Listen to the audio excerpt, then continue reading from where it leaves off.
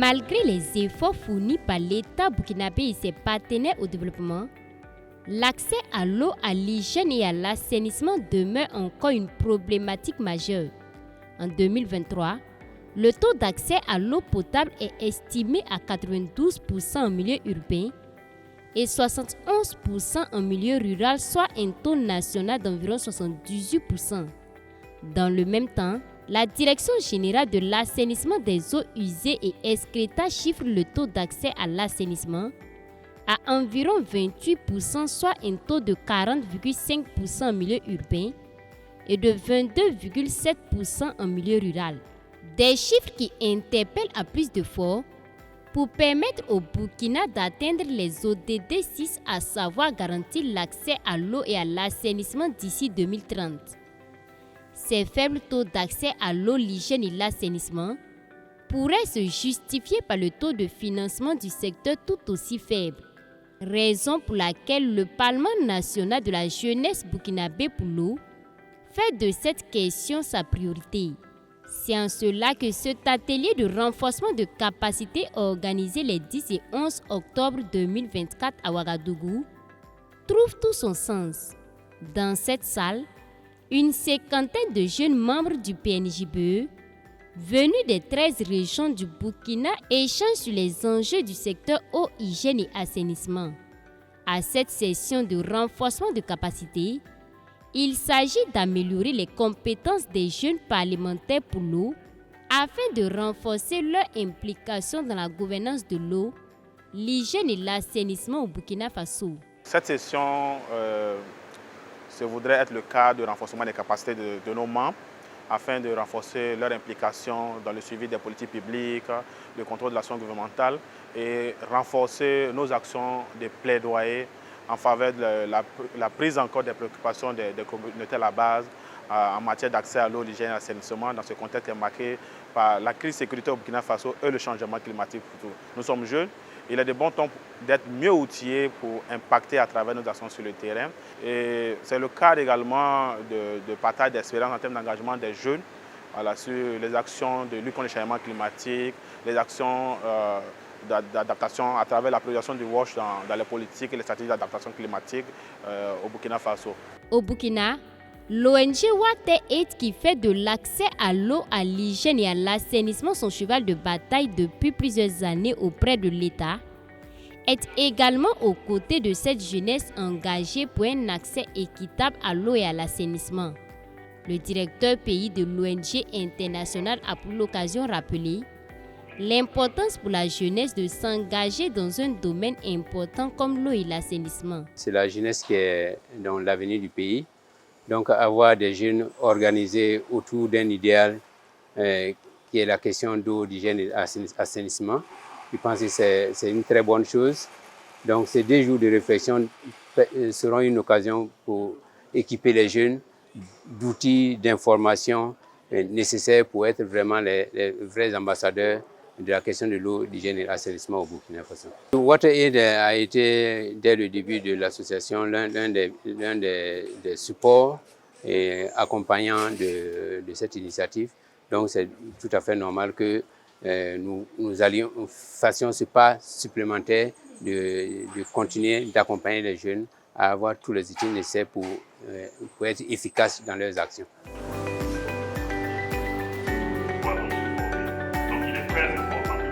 2 jours durant, il a été question d'outiller ces jeunes sur plusieurs thématiques en lien avec l'eau, l'hygiène et l'assainissement.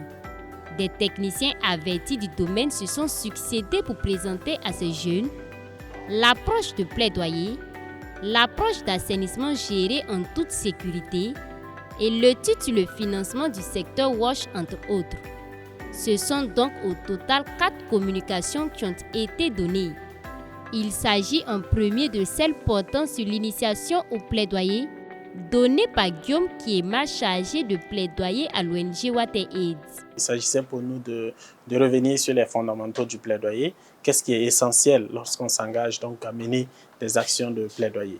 Donc nous avons essayé de clarifier un certain nombre de concepts, notamment ce que c'est que le plaidoyer à la base, ce que c'est que le lobbying, Nous sommes revenus également sur d'autres concepts comme la communication, l'information, la sensibilisation, le marketing social, qui sont des concepts qui s'apparentent un peu au plaidoyer, en tout cas qui concourent aussi dans le cadre du plaidoyer. Et nous avons également rappelé quels doivent être donc les moments clés pour développer et partager nos messages de plaidoyer. Nous sommes revenus également sur des outils, les outils les plus courants que nous utilisons donc dans le cadre du plaidoyer. Et nous avons terminé donc par comment développer un bon message de plaidoyer. Et c'est la Direction générale de l'assainissement des eaux usées et excréta qui a développé la thématique « Approche de l'assainissement géré en toute sécurité ». La communication du jour a porté sur l'assainissement géré en toute sécurité, qui est une nouvelle approche dans le domaine de l'assainissement qui a été lancée au niveau du Burkina Faso en juillet 2024.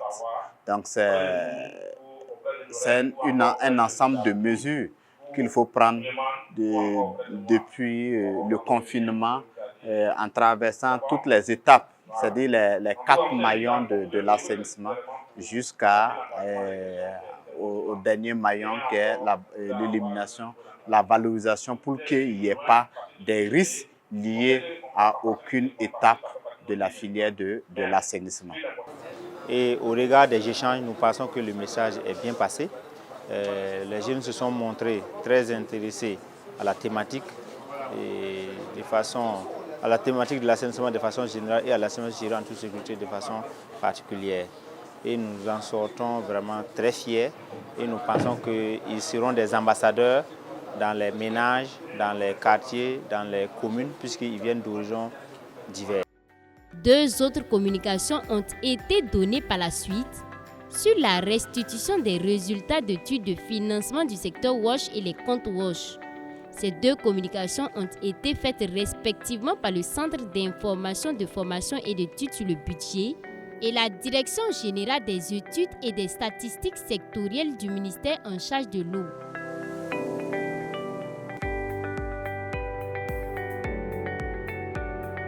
De l'étude, il ressort tout simplement que le WASH est un secteur vraiment très important et dans ce sens, l'État même s'est engagé en la matière, notamment à travers la constitutionnalisation du droit d'accès à l'eau, à l'hygiène et à l'assainissement en 2015. En plus de cela aussi, il y a plusieurs stratégies, initiatives que l'État a prises en la matière pour faire de ce droit une réalité. Mais dommage qu'avec les chiffres, on constate qu'il y a une baisse qui est constatée.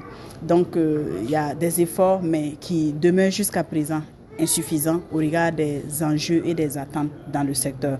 Ma présentation a porté sur le processus d'élaboration des comptes WASH. Et pour ce processus-là, il s'agissait de présenter aux participants le contexte, la justification de l'élaboration des comptes WASH. Voilà. Ensuite, il fallait présenter les principaux résultats des cycles passés, puisque nous sommes à notre 3e cycle. Donc, on a présenté les principaux résultats du cycle 2016-2019 et à la fin, on a présenté concrètement le processus d'élaboration des comptes WASH pour le cycle 2020-2023 dans lequel nous sommes actuellement. À travers ces différentes communications, ces jeunes ont pu se familiariser avec plusieurs concepts comme le plaidoyer. Ils ont également acquis des connaissances supplémentaires sur les questions d'eau, d'hygiène et d'assainissement. J'ai beaucoup appris aujourd'hui, notamment sur le plaidoyer, parce qu'on attend le plus souvent plaidoyer par-ci, plaidoyer par-là, mais on ne prend pas vraiment la peine de connaître le contenu qu'il y a dedans en fait. Parce que souvent quand on dit plaidoyer, on a tendance à confondre ça avec soit de la sensibilisation, ou bien, je ne sais pas, un truc de ce genre. Mais aujourd'hui, franchement, on a eu l'opportunité de savoir qu'est-ce qu'on appelle plaidoyer. Et quand on parle de plaidoyer, quels sont les mécanismes par lesquels on passe pour vraiment réaliser un plaidoyer digne de ce nom. Donc, on a beaucoup appris. Et particulièrement, j'ai appris que dans le plaidoyer, il y a non seulement la sensibilisation, il y a également le marketing social, Il y a aussi la communication pour le changement et aussi et surtout le plaidoyer à la base que j'ai beaucoup apprécié. Après les différentes communications, un panel a été animé sur la thématique « Participation des jeunes au COP sur le climat, défis et plus-values ». Ce panel a servi de cadre d'échange et de partage d'expériences pour ces jeunes sur l'organisation des conférences des parties sur le climat, les objectifs visés par ces conférences et la nécessité du Burkina d'y participer. L'intérêt, vraiment, il y a un grand intérêt pour les participants. Et premièrement, le fait d'échanger et partager ce qu'on a comme expérience sur l'organisation des conférences, ça permet de renforcer d'abord les capacités, surtout des jeunes, sur leur participation, notamment aux conférences de parties sur les changements climatiques. Le deuxième élément qu'on ajoute, c'est que ça va donner aussi de l'expérience à ces jeunes-là pour mieux contribuer aux différentes négociations pour vraiment apporter aussi leur contribution en matière de négociation sur les changements climatiques. Engager les jeunes dans le secteur de l'eau, l'hygiène et l'assainissement est une opportunité pour soutenir les efforts des différentes parties prenantes pour adresser les problématiques dans les 10 secteurs, surtout dans un contexte de changement climatique et de crise sécuritaire. Water travaille depuis longtemps dans le renforcement des capacités des jeunes parce que nous pensons que l'implication des jeunes dans le plaidoyer, dans la lutte pour un meilleur accès à l'eau et à l'assainissement est une très bonne chose et même justifiée, surtout aujourd'hui où nous parlons des changements climatiques qui affectent dangereusement le bien-être des populations. Et si nous, qui sommes les adultes, nous nous engageons avec efficacité pour lutter contre, par exemple, les changements climatiques, afin qu'il y ait un meilleur accès à l'eau et à l'assainissement, mais de façon plus légitime, les jeunes qui seront là dans 50 ans, dans 60 ans, sont exactement ceux-là même qu'il faut impliquer dans cette lutte-là. Parce qu'ils seront encore plus motivés, ils vont encore s'engager davantage. Et outiller ces jeunes-là, c'est pour qu'une fois chez eux, dans leur région, dans leur localité, ils puissent être des ambassadeurs, voilà, pour porter les plaidoyers, faciliter les plaidoyers avec l'équipe du PNJB au niveau national, pour vraiment influencer les décideurs, puisque le plaidoyer va à l'endroit des décideurs. Et ce plaidoyer se fera avec et aussi par les bénéficiaires au niveau du terrain.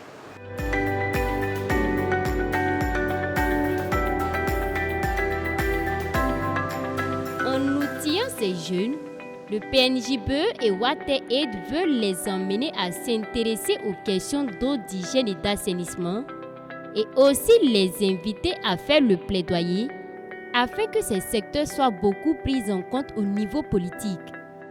Ces jeunes s'engagent d'ailleurs à mener des actions une fois de retour dans leurs différentes localités. Particulièrement dans la région des Hauts-Bassins, actuellement, on a un problème d'assainissement. Dans les quartiers, il y a un manque de caniveaux.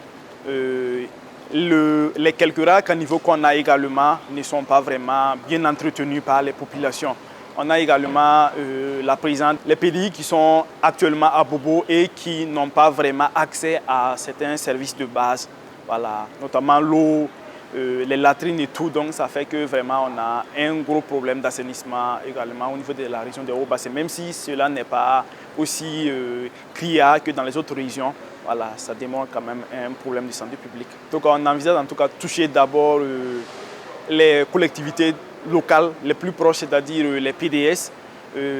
Ensuite viser en fait les gouvernorats, impliquer également la direction régionale bien sûr de l'assainissement afin que en tout cas ces populations puissent en tout cas vivre dans des cadres plus agréables et plus en tout cas sains. À cet atelier, on n'a pas vraiment tous eu la chance d'y participer. Donc, par conséquent, de retour, qu'est-ce que je vais faire premièrement? C'est de veiller à restituer ce que je suis venue recevoir ici pour que mes pairs jeunes qui sont avec moi au niveau du Centre-Ouest, eux aussi puissent avoir le contenu que j'ai eu ici. Et maintenant, je pense que quand on est nombreux, on est fort. Donc, avec leur aide, je pense qu'on pourra travailler ensemble à monter peut-être des actions de plaidoyer au niveau même de la région parce que le problème d'eau, d'hygiène et d'assainissement est autant criard là-bas.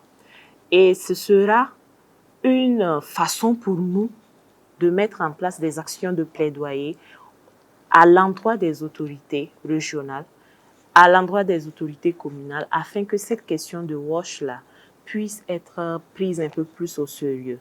Et aussi que la jeunesse du Centre-Ouest puisse prendre conscience que c'est un problème réel et que l'accès à l'eau potable, à l'hygiène et à l'assainissement est véritablement un droit humain et un droit pour tous.